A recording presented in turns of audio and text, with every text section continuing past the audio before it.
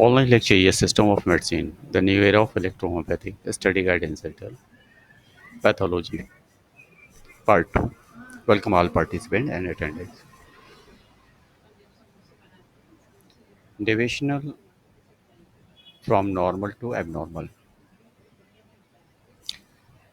विभिन्नताएं means differentiate normal से abnormal की तरफ यहाँ पर हम स्टडी करेंगे appreciate the deviations from normal to abnormal structure and function of the body system. यहाँ पर क्लियर किया जाएगा कि जो इसमें विभिन्नताएं हैं या डिफरेंशिएट हैं डिफरेंस पाए जाते हैं नॉर्मल एबनॉर्मल में और उसका बॉडी सिस्टम पे क्या असर पड़ता है फंक्शन पे क्या असर पड़ता है बॉडी के सिस्टम पे वो पूरा हमें यहाँ जानना है structure and function of body system structure यहाँ पे दिया जा रहा है जैसे बॉडी सिस्टम यहाँ पे आ रहा है फिर नॉर्मल स्ट्रक्चर फंक्शंस हैं एबनॉर्मल डिवीजन है फिर एबनॉर्मल डिवीजन फंक्शंस हैं स्ट्रक्चर है और फंक्शन है नॉर्मल फंक्शन एबनॉर्मल स्ट्रक्चर और फंक्शन यहाँ पे देखते हैं नर्वस सिस्टम अगर नर्वस सिस्टम की बातें आती हैं तो ब्रेन है स्पाइनल कार्ड है ट्रांसमिट सिग्नल्स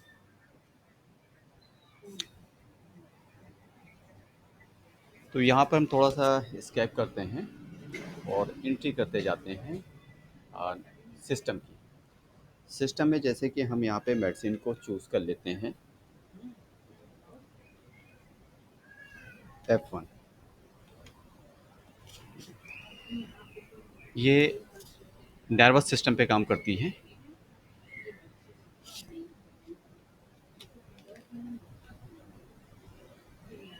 सेंसरी नर्व्स यहाँ पर हम S3 sorry S3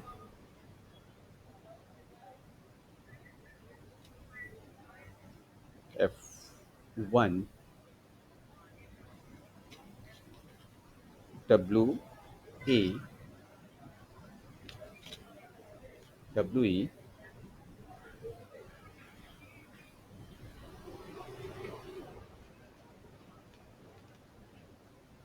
muscular system में यहाँ पे आ जाते हैं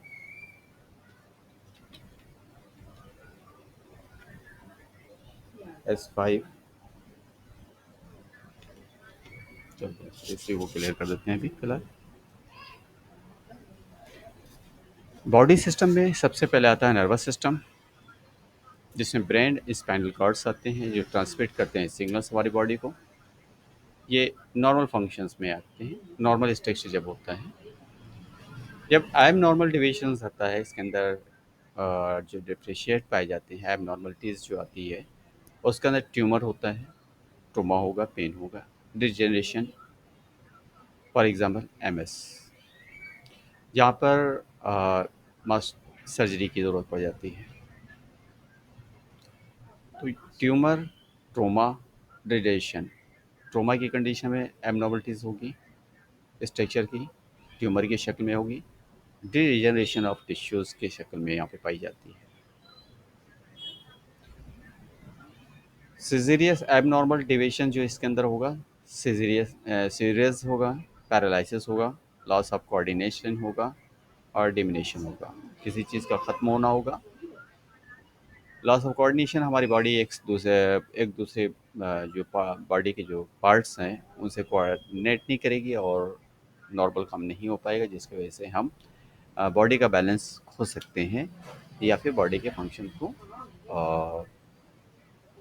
जो एब नॉर्मल होने की वजह से ये कोई भी कॉम्प्लिकेशन राइज कर सकती है इसी तरीके सेंसरी जो सिस्टम है वो आइज़ है ईयर है स्किन है डिटेक्ट स्टिमुलेट ये डिटेक्ट करती है उसी के अकॉर्डिंग हमारी बॉडी फंक्शन करती है जैसे कि आँखों पे अगर कोई चीज़ बहुत तेज़ आ रही है फट से आँख का बंद हो जाना या उस जगह से हट जाना या किसी चीज़ के बारे में कलर को जानना, ये सारी चीज़ सेंसरी नर्व्स के थ्रू होती है, जो आईज़ के थ्रू पाई जाती हैं। ईयर हमारे सुनने का काम करता है, सम और आई से देखने का काम होता है, ईयर से समझने का सुनने का काम होता है। स्किन डिटेक्ट करती है टेम्परेचर को, और जिसकी वजह से हमारी बॉडी नॉर्मल तरीके से अपने आप को प्रोटेक्ट कर पाती है और हम अपने आप को सेव कर पाते हैं। जैसे कैटरेक्ट है, कैटरेक्ट होने पे आई के अंदर कैटरेक्ट होता है, जिसकी वजह से अ, देखने में प्रॉब्लम हो सकती है, पूरी तरीके से देखना बंद हो जाएगा। अगर स्टार्टिंग पीरियड है, अगर उसको केयर कर लिया गया, तो उस वक्त सिर्फ ब्लर विज़न होगा, क्लाउडी विज़न बनेगा। ईयर ओसल्स डैमेज, जिसमें हमारा ईयर का जो पर्दा जिसे कहते हैं वो डैमेज हो सकता है। रेटिनल अटैचमेंट्स हो सकता है सेंसरी नर्व्स डैमेज होने पे, जो स्ट्रक्चर में डिस्टरबेंस आएगा। ब्लाइंडनेस होगी, जो फंक्शन में इफ़ेक्ट पड़ेगा, ब्लाइंडनेस हो गए।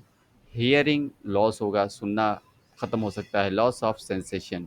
और टच करने की जो स्किन पे एहसास करने का, ठंडा गर्म या कोई चुभ गई, तो ऐसी कंडीशन हमारी स्किन हमें सिग्नल देती है कि ये यहाँ से हाथ हट जाता है, या कभी सोते से भी अगर कोई चीज़ काट लेती है तो हम फ़ौरन अपने हाथ को झटक देते हैं, उठ जाते हैं।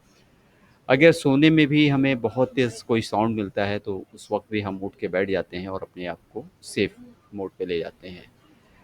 इसलिए देखने में हम देख कर के अपनी बॉडी को आगे क्या है, क्या प्रॉब्लम है हो सकती है, या फिर कोई गड्ढा है, या फिर कोई नुकसान पहुँचाने वाली चीज़ हमारे पास आ रही है।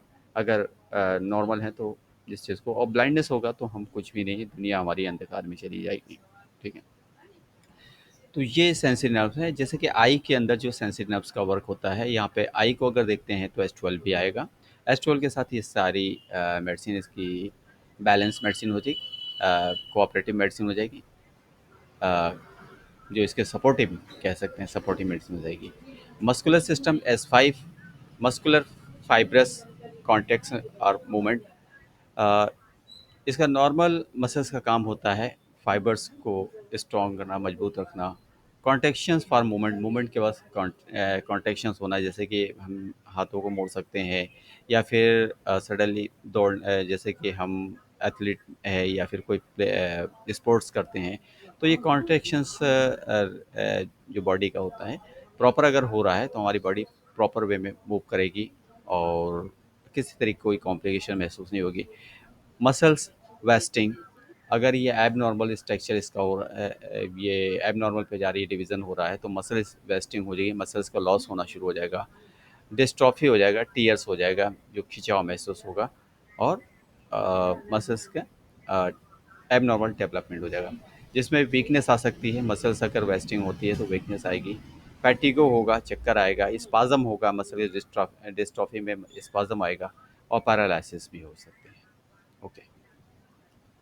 अब स्केलेटन सिस्टम में, यहाँ पे स्केलेटन सिस्टम की भी मेडिसिन को ऐड कर देते हैं, सॉरी। स्केलेटन सिस्टम में हम आ जाते हैं। स्केलेटन सिस्टम में यहाँ पे दो मेडिसिन आती है। फंक्शनल मेडिसिन में हम मेडिसिन को भी क्लियर करते हुए चल रहे हैं। S5 आती है एक, अगर देखी जाए स्केलेटन में, और यहाँ पे प्लस हम कर लेते हैं तो C4 भी इसकी रेंज में आ जाती है। तो इस तरीके से अगर हम देखें तो S5C4 स्केलेटन सिस्टम की मेडिसिन हो जाती है। हमारे पूरे हड्डी एक जो स्ट्रक्चर है बोन का, जो पिंजर कहते हैं, बॉडी हमारी जो होती है हार्ड की, जो हड्डियों की बनी होती है, तो ये S5C4 की कॉम्बिनेशन से तैयार होती है। और यहाँ पर बोन सपोर्ट प्रोटेक्टिव होता है। अच्छा, आगे फिर हम ये भी क्लियर कर लेते हैं, जिससे कि एक साथ हम पढ़ाते हुए चलें। एंजाइटो ग्रुप की मेडिसिन हो जाती है। इसके अंदर कार्डियोवैस्कुलर सिस्टम, इसके अंदर एंजाइटो ग्रुप ही है, तो इसमें A1 भी हम रख सकते हैं और A2 भी रखते हैं, और यहाँ पर A3 हो जाती है कार्डियोवैस्कुलर सिस्टम। फिर लिम्फेटिक सिस्टम में आ जाती है स्क्रॉफ ग्रुप की सारी मेडिसिनें आ जाएंगी लिम्फेटिक सिस्टम में। और इससे पहले हम L1 को ले लेते हैं। L1 मेन इसकी मेडिसिन है। और L1 कैलेंडर है लिम्फेटिक सिस्टम की, जबकि एस ग्रुप की जो मेडिसिन है वो लिम्फेटिक वेसल्स की है। ओके, ये हमेशा ख्याल रखें कि जब भी लिम्फेटिक वेसल्स में किसी तरह की कॉम्प्लिकेशंस पाई जाएगी तो हम एस ग्रुप की मेडिसिन जो भी है, स्क्रोफ्लोसो ग्रुप की मेडिसिन वो हम यूज़ करेंगे आर्गन अकॉर्डिंग, बॉडी के जिस पार्ट में प्रॉब्लम्स क्रिएट हो रही है। और अगर नेडुल्स कहीं पे बढ़ रहे हैं, गांठें बढ़ हो रही हैं, लिम्फ नोड्स बढ़ रहे हैं, तो हम L1 को साथ में देना नहीं भूलेंगे। ओके, तो ये हो गई मेडिसिन लिम्फेटिक सिस्टम की। चलते हैं फिर हम अभी इसको क्लियर कर लेते हैं।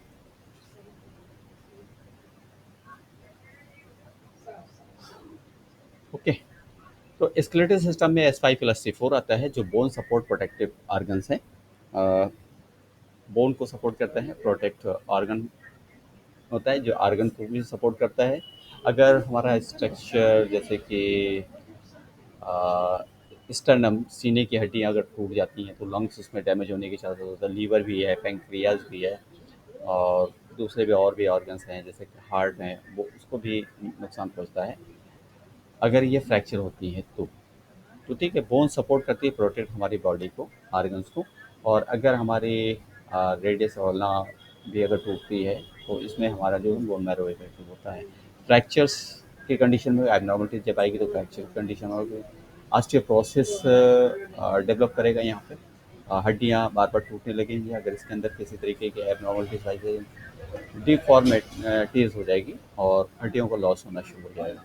रिड्यूस मोबिलिटी हो जाएगी, हम घूमने फिरने में, टर्न लेने में प्रॉब्लम हो जाएगी, जैसे कि घुटने वगैरह में तकलीफ होती है, या आर्म पिट्स वगैरह में कहीं तकलीफ होती है, या एंकल्स में कहीं तकलीफ हो जाती है, जॉइंट्स में जैसे कि हैंड्स वगैरह में, तो वहाँ पे भी मोबिलिटी ख़त्म हो जाती है और अक्सर लॉक भी हो जाता है। पेन भी बहुत ज़्यादा होती है और इनस्टेबिलिटी होती है। अगर जैसे पैरालिसिस हो गया तो वहाँ पे इनस्टेबिलिटी भी हो जाती है। और अगर ज़्यादा वज़न आ गया, क्रैक कर गई, तो वहाँ पे हम बैलेंस भी नहीं दे सकते हैं, तो जिसकी वजह से हमारी बॉडी पूरी बैलेंस भी नहीं होती है। कार्डियोस्केलरी सिस्टम, यहाँ पर A1 A2 A3 तीनों मेडिसिन आती हैं। A3 सेंट्रल मेडिसिन मानी जाएगी, कार्डियक से लेकर के आर्टिया और वेन पे दोनों पे काम करती है। A2 वहाँ पर जो एक्सक्रीटरी ट्रांसपोर्टेशन का काम देखती है। A1 जो है न्यूट्रिशनल ट्रांसपोर्टेशन का काम देखती है। हार्ट पंप्स ब्लड वेसल्स और डिस्ट्रीब्यूट, ये इसका काम जो है हार्ट को पंप करना और वेसल्स को में डिस्ट्रीब्यूट करना ब्लड को। ठीक है, इन लार्ज हार्ट, अगर इसमें किसी कार्डियोवास्कुलर सिस्टम में किसी में नॉर्मलिटीज अगर डेवलप होती है, डिवीजन होता है, तो enlarge heart valve defective arteriosclerosis, valve defect होता है, आर्थेरियोस्क्लेरोसिस होता है, जिसमें हार्ट फेलियर की कंडीशन हो जाती है, एडिमा हो जाता है, हाइपरटेंशन हो जाता है। ओके, तो इस तरीके से हमारे हार्ट का बैलेंस करने के लिए यहाँ पे इलेक्ट्रोहोम्योपैथी की मेडिसिन जो है एंजाइटी को उसकी यहाँ पे सेलेक्ट की गई है। 6 नंबर पे आ जाइए हम। लिम्फेटिक सिस्टम है जिसमें लिम्फ वेसल्स और ड्रेन फ्लूइड्स आता है, फाइट इन्फेक्शन से फाइट करता है। और जो फ्लूइड्स हैं, लिम्फेटिक फ्लूइड्स हैं, वो वेसल्स के थ्रू ड्रेन्स होते हैं फ्लूइड्स। अगर किसी तरह का कोई इन्फेक्शन हो गया है तो लिम्फ नोड से जो है ड्रेन्स का जो रोल करती हैं, एक पूरी तरीके से स्टोरेज का भी काम करती हैं, प्रोटेक्टिव होने का भी काम करती हैं, तो वो यहाँ पे इफेक्टिव होती हैं। तो ये नॉर्मल कंडीशन में अगर हैं तो लिम्फ वेसल जो है ड्रेन करती रहेंगी फ्लूइड्स का, फाइट करती रहेंगी इन्फेक्शन से। ठीक है, और लिम्फ एडिमा हो जा सकता है अगर ये डिवीज़न हुआ इसका, लिम्फ नोड्स बढ़ सकते हैं, इनलार्जमेंट, और उसके लिम्फ नोड इंडानमेंट होते हैं, लिम्फ नोड का बढ़ना हो जाता है। इम्यून सप्रेशन हो जाएगा, इम्यूनिटी लॉस हो जाएगी, इन्फेक्शन सस्पेक्टेबिलिटी होती है, इन्फेक्शन होने के चांसेस बढ़ जाते हैं। ठीक है, इसे रिस्पायरेटरी सिस्टम में हम फिर इसको स्केप करके हम यहाँ पर आ जाते हैं। ये रिस्पायरेटरी सिस्टम की जो मेडिसिन है इलेक्ट्रो की, उसे हम यहाँ पे शो कर देते हैं। इसी तरीके से आपकी मेडिसिन भी तैयार होती जाएगी। यहाँ पे पी ग्रुप की मेडिसिन आ जाती है, सिर्फ पेक्टोरल है, जिसमें P1 है और P2 है, फिर P3 भी है, और सॉरी P4 है। ये मेन मेडिसिन है। बाकी जो अगर 5, 6, 7, 8 आती है, ये कॉम्प्लेक्स करके बनाई गई है। उसमें इसको ग्रुप की मेडिसिन ऐड की गई है, कुछ यूनेरो ग्रुप की है, कुछ वर्ग ग्रुप की आगे जो है। तो हम यहाँ पे 38 मेडिसिन के बारे में जानते हैं, क्योंकि मुझे प्रैक्टिस अगर हमारे पास वो कॉम्प्लेक्स मेडिसिन नहीं है, जैसे कि P4 की बजाय P5 है, तो P5 हम खुद क्लिनिक के अंदर बना सकते हैं, इसलिए हम उस मेडिसिन को यहाँ पे डिस्कस नहीं कर रहे हैं। वो 22 मेडिसिन नियर अबाउट है, वो हम अलग से लेक्चर में डिस्कस करेंगे। ठीक है। डाइजेस्टिव सिस्टम की मेडिसिन है, जो आती है यहाँ पे हम देखते हैं। एस S1 से लेकर टू टू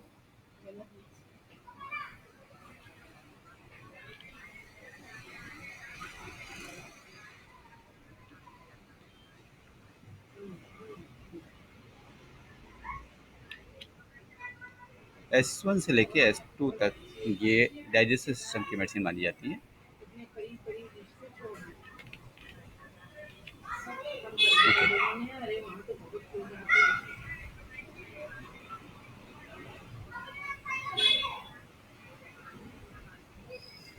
सॉरी, एक और छूट गया है यहाँ पे। यूरिनरी सिस्टम की यहाँ पर मेन S1 और S2 को डाइजेस्टिव सिस्टम में रखा गया है। लीवर की जो मेडिसिन है यहाँ पे अब S6 नहीं आएगी, S6 हम यहाँ पर यूरिनरी सिस्टम में देते हैं।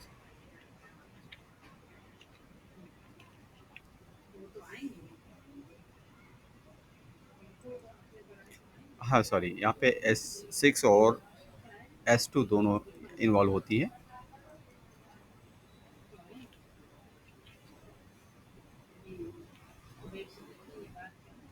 S2 S6 दोनों इसमें इन्वॉल्व होती हैं। तो इस तरीके से ये दोनों मेडिसिन यूरिनरी सिस्टम की हो गई। S2 इसके अलावा भी डाइजेस्टिव सिस्टम में भी काम करती है, इसलिए हमने S2 को यहाँ पे यूरिनरी सिस्टम पे भी काम करती है, इसलिए यहाँ पे ले रखा है। स्पेसिफिक जो मेडिसिन यूरिनरी सिस्टम की जो किडनी पे पूरी तरीके से काम करती है, वो S6 ही है। चलते हैं फिर आगे हम इसको डिटेल्स करते हैं।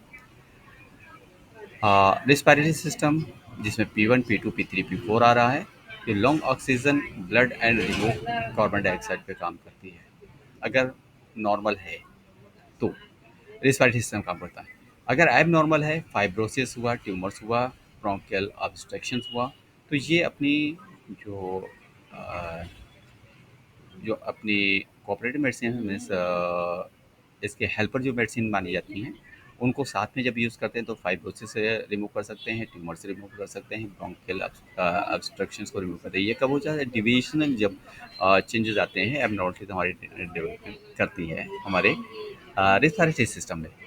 तो जब रिस्पायरेटरी सिस्टम में डिविजनल चेंजेस आते हैं, तो उस तरीके से यहाँ पर जो सांस लेने में दिक्कत हो सकती है, डिस्मेनिया हो सकता है, हाइपोक्सिया हो सकता है, जिसमें कार्बन ऑक्सीजन की कमी हो सकती है, इम्पेयर्ड गैस एक्सचेंज, यहाँ पे गैस एक्सचेंज जो हमारी बॉडी की होती है वहाँ पे प्रॉब्लम हो सकती है। ऐसे कंडीशन में हमें कई बार ऑक्सीजन की भी ज़रूरत लेनी पड़ती है, और वेंटिलेटर पे भी ले जाना पड़ता है पेशेंट को जब सांस नहीं ले पाता है, लंग्स प्रॉपर काम नहीं कर रहे होते हैं। ठीक है। थोड़ा सा हम अप पे जाते हैं, एबनॉर्मल डिविशंस में आ रहे हैं। ठीक है। तो ये यहाँ पे हो गया। अब हम आते हैं एंडोक्राइन सिस्टम। एंडोक्राइन सिस्टम में हम आ जाते हैं। एंडोक्राइन सिस्टम में जो मेडिसिन है,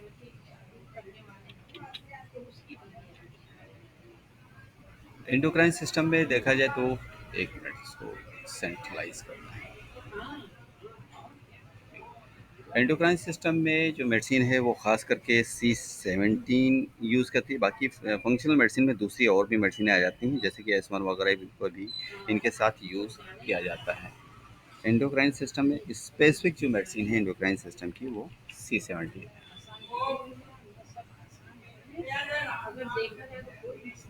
ओके।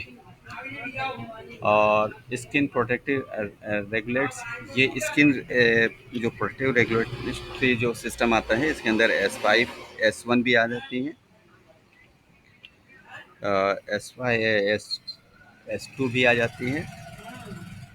आपको हमने बताया है कि S2 स्ट्रेचेबल, हमारे जो बॉडी के जो जो स्किन है उसको और बॉडी जो भी ऑर्गन्स है जो ब्लडर में है जो खींचते हैं और फिर अपनी जगह पे नॉर्मल चले जाते हैं। जैसे हम उसे स्किन को खींचते हैं, स्ट्रेच करते हैं तो फिर अपनी जगह पे वापस जाती है, उसी तरीके नॉर्मल हो जाती है। तो S2 इस तरीके से स्किन पे काम करती है। S1 जो है इम्यूनिटी सिस्टम को लेकर के काम करती है, इस एलर्जिस को रिपेयर करती है।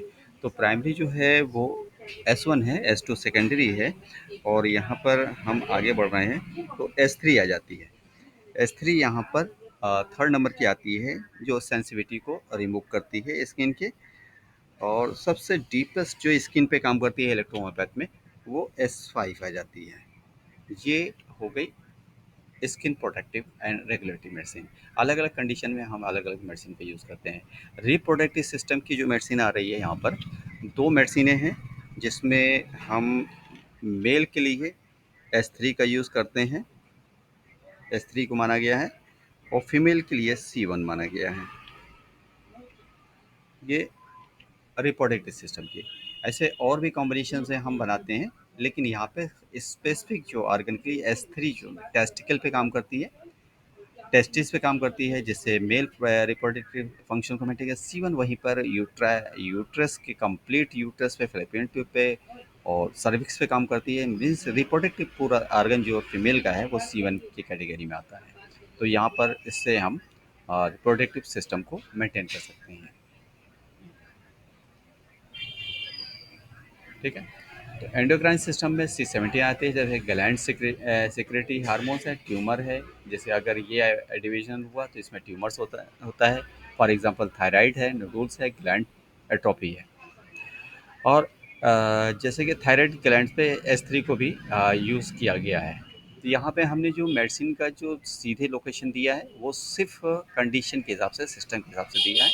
और आगे जब हम स्टडी करेंगे तो S3 के फंक्शनल मेडिसिन जो है एंडोक्राइन सिस्टम के साथ C17 के साथ ऐड करके देंगे। अब यहाँ पे जैसे से रिप्रोडक्टिव सिस्टम में हम यूज़ कर रहे हैं, तो C1 के साथ हम S1 और या फिर S2 ऐड करके देंगे। मीन्स अकेली नहीं देंगे, लेकिन अकेली जो पूरी तरीके से टारगेट करती है ऑर्गन को, वो इस तरीके से सिंगल यूज़ है।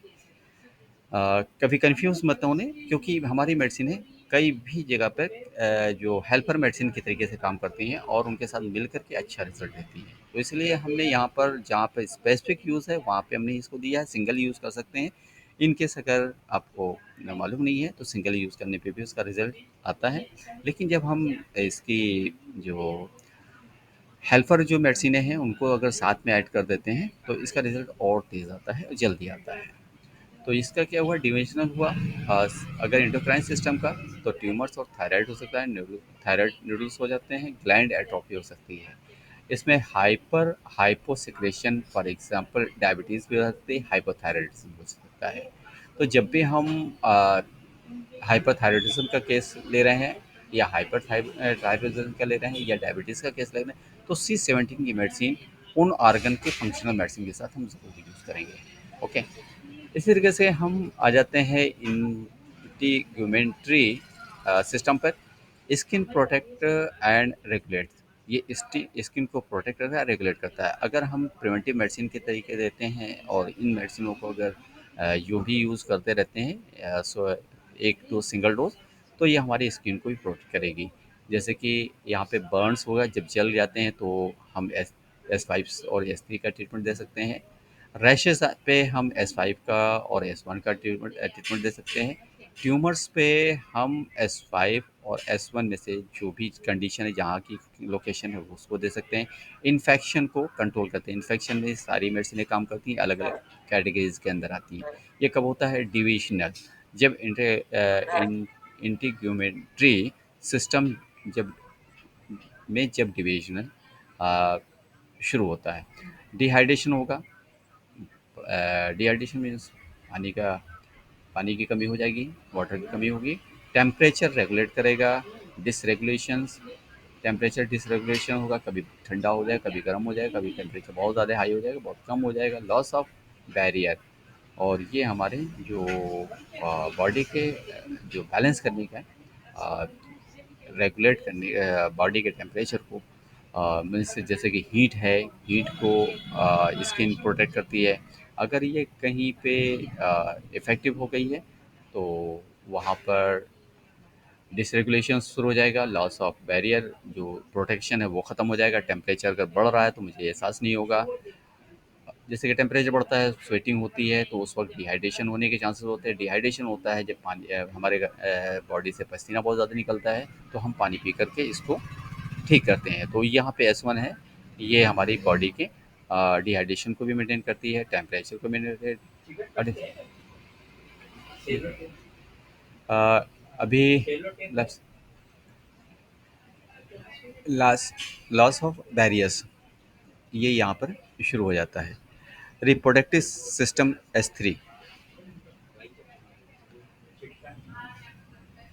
रिप्रोडक्टिव सिस्टम में आ जाते हैं। रिप्रोडक्टिव सिस्टम यहाँ पर प्रोड्यूस गैमेट्स गैमेट्स और सपोर्ट और रिप्रोडक्शन। तो इसके अगर प्रॉब्लम खड़ी होती है तो फाइब्राइड्स होने के, फीमेल में अक्सर फाइब्राइड, सिस्ट और टेस्टिकुलर एट्रोफी होती है।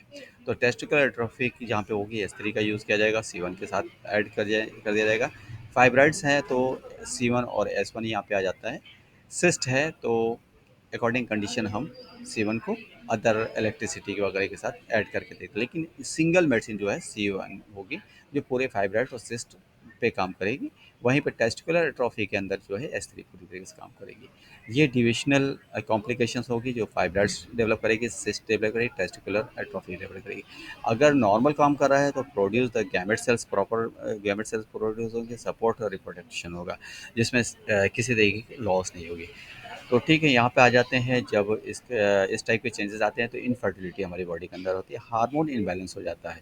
हार्मोन इम्बैलेंस होने के चांसेस की वजह से भी इनफर्टिलिटी होती है, और कई बार कैंसर के चांसेस भी बन जाते हैं। Uterine cancer, fallopian tube cancer, solid cancer होने के चांसेस होते हैं। मेंस्ट्रुअल डिसऑर्डर्स हो जाते हैं। ठीक है, मेंस्ट्रुअल डिसऑर्डर है तो ये C1 जो है, जब बच्ची पैदा होती है, फीमेल कोई न्यू बॉर्न होते हैं, और जब तक वो ओल्ड एज में जा कर के एक्सपायर नहीं होती है तब तक उसकी सहेली मेडिसिन मानी जाती है। C1 वहाँ पे यूज़ किया जाता है। Okay, to appreciate the deviation from normal to abnormal structure and function of the body system, यहाँ पे you need to understand how to the human body typical operates normally anatomy and physiology। यहाँ पे जो divisional अभी हमने देखा जो है, किस तरीके से नॉर्मल एनाटॉमी एंड फिजियोलॉजी काम करती है। अगर नॉर्मल है तो वो सारे जो ऊपर हमने बताए हैं वो नॉर्मल कंडीशन में रहेंगे। अगर आई एम नॉर्मल है तो वहाँ पे जो कॉम्प्लिकेशन दी गई चार्ट के अंदर, आप वीडियो देख करके समझ सकते हैं।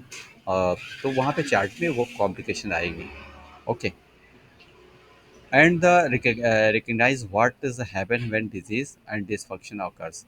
इस पे डिपेंड करता है, मान्यता होती है कि किस तरीके का चेंजेस हमारे बॉडी में आ रहा है, और उसके डिसफंक्शन होने पे उसके फंक्शन। तो एब नॉर्मल पैथोलॉजिकल, एब नॉर्मल अगर होता है तो पैथोलॉजिकल उसमें चेंजेस किस तरीके से आ जाते हैं। डिसफंक्शन में, डिजीज कंडीशन में एब नॉर्मल एब नॉर्मलिटीज आती है, पैथोलॉजिकल चेंजेस आते हैं। Here the breakdowns of the concept of across key body system. यहाँ पे हम देखेंगे पूरे बॉडी के सिस्टम में किस तरीके से ये ब्रेकडाउन होता है।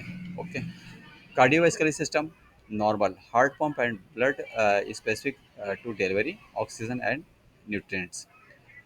हार्ट का काम नॉर्मली क्या है, अ, यहाँ पे थोड़ा डिटेल्स में आ गए हैं।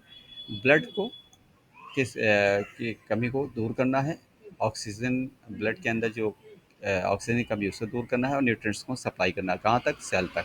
Structure vascular effect, for example stenosis, regurgitation. Enlarge heart cardiomegaly, cardiomegaly जब होता है तो उस कंडीशन में क्या होता है, यहाँ पर स्ट्रक्चरल एबनॉर्मलिटीज आती है। कब होती है, functional congestive heart failure and arrhythmia, हाँ, अर्धीमियस, हाइपरटेंशन। इसके लिए हमने मेडिसिन ऊपर बता दी है चार्ट। रेस्पिरेटरी इसी तरीके से यहाँ पर lungs oxygen oxygenated blood provide करता है नॉर्मल कंडीशन में, और रिमूव करता है कार्बन डाइऑक्साइड को। एब नॉर्मल जब होता है, स्ट्रक्चर कोलैप्स कर जाते हैं लंग्स के, जिसमें निमोथोरैक्स हो जाता है, फाइब्रोसिस होता है, ट्यूमर हो जाता है। फंक्शनल में अस्थमा, COPD हो जाता है, पल्मोनरी एम्बोलिज्म हो जाता है, रिड्यूस गैस एक्सचेंजेस खत्म हो जाती है। नर्वस सिस्टम इसी तरीके से brain and nervous system coordinates body functions. Body के साथ कोऑर्डिनेट करके बॉडी फंक्शन को मेंटेन करते हैं। स्ट्रक्चर इसके अंदर ब्रेन ट्यूमर्स होता है, स्पाइनल कॉर्ड एंड इंजरी होती है जब स्ट्रक्चर चेंजेस होते हैं। फंक्शनल क्या होता है, फंक्शन में क्या चेंज होते हैं, stroke, loss of function due to the ischaemia, epilepsy, multiple sclerosis, melanin sheet damage. Melanin sheet damage जैसे कि कलर, हमारे बाल का हेयर का कलर का लॉस होना, और स्किन के कलर का लॉस होना, melanin. Okay. Muscular skeletal system, इसके अंदर bones and muscle support movements and postures. Abnormals क्या है, स्ट्रक्चर फ्रैक्चर हो जाते हैं, एब्स्टियो प्रोसेस होता है, स्कोलिसिस होता है। आर्थराइटिस इसके अंदर पाई जाती है, यहाँ पे थोड़े से चेंजेस हैं इसलिए हमने इस चीज़ों को ले लिया। आर्थराइटिस मीन्स इन्फ्लामेशन हो जाता है जोड़ों के अंदर। मस्कुलर डिस्ट्रॉफी, मसल्स वेस्टिंग की तरफ जाना शुरू हो जाता है। मस्कुलर डिस्ट्रॉफी का मतलब होता है मसल वेस्टिंग, मसल का लॉस होना। आर्थराइटिस का मतलब है इन्फ्लामेशन इन जॉइंट्स। ओके। ऑस्टियोप्रोसिस के अंदर होता है, ये हम स्टडीज़ में पढ़ेंगे। ऑस्टियोप्रोसिस के अंदर होता है कि हड्डियों में एक तरीके का बहुत सॉफ्टनेस आ जाती है, बार बार टूट जाती है, यहाँ तक कि अ, एक केस हमने यहाँ पे देखा था, पेशेंट की कोई भी ऐसी बोन नहीं बाकी थी कि जो टूटी ना हो, और कम से कम वो पेशेंट रहा होगा 60 ईयर्स का, और जिसमें ज़रा सा भी कुछ लग भी जाता था तो उसकी हड्डियाँ टूट जाती। तो हमने उसकी कंडीशन इस तरीके की देखी कि वो करीब 20 साल तक अपने बेड पे पड़ा रहा है। जब मैं देखने गया उसे तो पता ये चला कि ये ऐसा ऑस्टियोपोरोसिस है और इसकी कोई भी हड्डियाँ इस वक्त बाकी नहीं रहेगी। सिर्फ एक स्ट्रक्चर, डैमेज स्ट्रक्चर के तरीके से लेटा था, और जिसमें बॉडी में पेन लगातार हो रही थी। ओके। और इलेक्ट्रोफेज में यहाँ पे जो मेडिसिन आ जाती है वह S5C4 से हम इसका पूरा ट्रीटमेंट करते हैं। Okay. Digestive system, digestion and absorption of nutrients. Digestion में डाइजेस्टिव सिस्टम अगर नॉर्मल काम करता है तो जितने भी हम खाना खाते हैं बराबर से, जैसे हमने उस दिन समझाया भी था कि विटामिन और मिनरल्स पूरी तरीके से हमारी बॉडी एब्जॉर्ब करती है। अगर एब नॉर्मल हुआ तो अल्सरेशन होता है, पॉलिप्स हो जाता है, ऑब्स्ट्रक्शन। जब अल्सरेशन हो जाए, स्ट्रक्चर किसी तरीके से डैमेज हो जाए तो अल्सरेशन, पॉलिप्स एंड ऑब्स्ट्रक्शंस हो जाता है, रुकावट हो जाती है। पॉलिप्स में जो अ, एक फफोले टाइप का हो जाए, फोली फोली टाइप का निकल जाता है, जो एक पल्प होते हैं और मसल्स के बने होते हैं। ये करीब आप समझ लें कि ये पाइल्स हेमोराइड्स में भी देखा जा सकता है। Functional irritable bowel syndrome, IBC जिसे कहते हैं, माल एब्जॉर्प्शन हो सकता है, लीवर डिसफंक्शन हो सकता है यहाँ पर। ये नेज़ल पॉलिप्स भी होता है, जैसे कि नेज़ल पॉलिप्स में आपने देखा होगा, यहाँ पे हम अगर एग्जांपल देते हैं, नेज़ल पॉलिप्स भी होता है, ये इंटेस्टाइनल भी पॉलिप्स होता है। अ, जैसे कि नेज़ल पॉलिप्स में आपने कभी अगर देखा होगा, स्टडी की होगी, तो नाक, जो नोज़ के अंदर होता है, एक पल्प, सॉफ्ट टिश्यूज़ डेवलप हो जाता है और गोल सा एक सिस्ट टाइप का बना होता है, जो नेज़ल पॉलिप्स कहा जाता है। जैसे जैसे हमारे जो है जो बॉवल हैं उनके अंदर भी हो सकता है, या फिर पैलोरिक के रीजन के अंदर हो सकता है, कहीं भी हो सकता है, ऑब्स्ट्रक्शन पैदा कर सकता है, रुकावट पैदा कर सकता है। Filters, urinary system filters blood and removes waste via urine. ये नॉर्मल जो कंडीशन में होगा, यूरिनरी सिस्टम ये फिल्टर करेगा ब्लड को एंड रिमूव करेगा वेस्ट मटेरियल्स को यूरिन के ज़रिए। एब नॉर्मल अगर होता है तो किडनी स्टोन बनता है, हाइड्रोनेफ्रोसिस होता है, और रीनल फेलोर होने के चांसेस बढ़ जाते हैं। फंक्शन इसमें रीनल फेलोर होगा, इन कंटिन्यूस इन्फेक्शन होता रहेगा लगातार। ठीक है। एंडोक्राइन सिस्टम में आ जाते हैं, normal gland secrete hormones to regulate functions. यहाँ पे नॉर्मल कंडीशन में ग्लैंड्स अपना हार्मोन जो सिक्रेशन है वो नॉर्मल रहेगी, फंक्शन को मेंटेन करेगी। अगर एब नॉर्मल होता है, स्ट्रक्चरल इसमें किसी तरह का डैमेज होता है, ट्यूमर्स और फॉर एग्जाम्पल प्यूटरिटी और डीमा हो सकता है। तो इस कंडीशन में जो हमारी बॉडी पे इफेक्ट पड़ता है, अभी यहाँ पे क्लियर हो सकता है, ट्यूमर हो सकता है, प्यूटरिटी एडिमा हो सकता है। प्यूटरिटी एडिमा को हम रिमूव कर पाते हैं अपनी इलेक्ट्रोपैथिक मेडिसिन से। फंक्शनल, जिसमें फंक्शनल इसका जो इफेक्ट होता है, डायबिटीज़, इंसुलिन इम्बैलेंस हो सकता है, हाइपोथायरॉयडिज्म हो सकता है, हाइपरथायरॉयडिज्म हो सकता है। तो अगर हम इस एडिमा को, प्यूटरिटी एडिमा को समझ करके अगर हम ट्रीटमेंट देते हैं, C17 के साथ एडिमा की मेडिसिन देते हैं, इंक्लूड करते हैं, तो ये इंसुलिन इम्बैलेंस को भी हम कंट्रोल कर पाएंगे, हाइपरथायरॉयडिज्म और हाइपोथायरॉयडिज्म को भी हम कंट्रोल कर पाएंगे और पेशेंट को क्योर कर पाएंगे। Reproductive system, facilitates, reproduction and hormonal regulate. ये रिप्रोडक्टिव सिस्टम्स नॉर्मल होता है रहने पे हमारे जो हार्मोन्स हैं वो रेगुलेट करते रहेंगे, जिसकी वजह से हमारी बॉडी नॉर्मल वे में काम करती रहे। अब नॉर्मल होता है तो फाइब्राइड्स डेवलप होता है, स्ट्रक्चर डैमेज होगा तो फाइब्राइड अनडिसेंडेड टेस्ट टेस्टिस बगैर किसी कारण के जो है टेस्टिस या तो ब्लॉक कर जाएगी या फिर वो इन्फ्लामेट कर जाएगी, बड़ी हो जाएगी। इनफर्टिलिटी श्रिंक कर जाती है, कई बार हमें देखा पेशेंट में श्रिंक कर जाती है। इनफर्टिलिटी जिसमें डेवलप होती है, हार्मोनल इम्बैलेंस हो जाता है, पीसीओएस होता है, लो टेस्टोस्टेरोन पर डेवलप हो जाता है। तो यहाँ पे रिप्रोडक्टिव सिस्टम में अगर हम देख रहे हैं हार्मोन्स, टेस्टोस्टेरोन का प्रोडक्शन कम हो रहा है, तो C13 के साथ हम C17 का अगर यूज करते हैं प्लस REA1 के साथ, तो ये पूरे स्ट्रक्चर को ट्रीट करके और हार्मोन का लेवल मेंटेन करेगा। इम्यूनो लिम्फेटिक सिस्टम, ये नॉर्मल डिफेंड करता है अगेंस्ट पैथोजेंस के अगेंस्ट काम करता है नॉर्मल कंडीशन में। एबनॉर्मल कंडीशन में इनलार्ज करता है लिम्फ नोड्स को, स्प्लीन डिसऑर्डर पैदा होता है। ऑटोनिमन फंक्शनल जिसमें इन्वॉल्व होता है, ऑटोनिमन डिजीज होता है, फॉर एग्जांपल लपस होता है। इन मॉडिफिकेशंसी HIV और एड्स होने के चांसेस बन जाते हैं जब हमारा इम्यूनिटी सिस्टम लॉस होता है। और ये आप जान सकते हैं कि ह्यूमन इम्यूनो डिफिशिएंसी वायरस जो है HIV की ही कैटेगरी में आता है। कैंसर कैंसर मतलब ये कोई वायरस नहीं इसमें देखा गया है, लेकिन ये माना गया है कि जो इसमें ब्लॉक होती है इम्यूनिटी सिस्टम, वही यहाँ पे भी इम्यूनिटी सिस्टम पूरी तरीके से ब्लॉक हो जाती है। Okay. Integumentary system skin normal protect body, regulate temperature, sensitive input, abnormal wounds, burn, ulcer, eczema, psoriasis and skin cancer.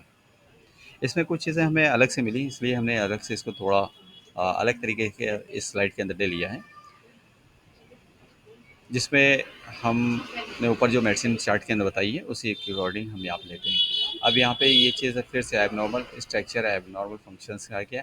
सीधा सीधा यहाँ पे दूसरी एक है cardiovascular pumps blood, valve effect and cardiomegaly, heart failure, arrhythmia, respiratory gas exchange, fibrosis, tumour, COPD, asthma, nervous system control, coordination, tumour injury, stroke and epilepsy, muscular skeleton support and movement, fracture and scoliosis, arthritis, dystrophy, digestive nutritions absorption, ulcer and obstructions. और यहाँ पे IBS liver and disease, urinary में waste removal. ये आप chart निकाल के चाहे रख सकते हैं और जिसकी वजह से समझने में आसानी होगी।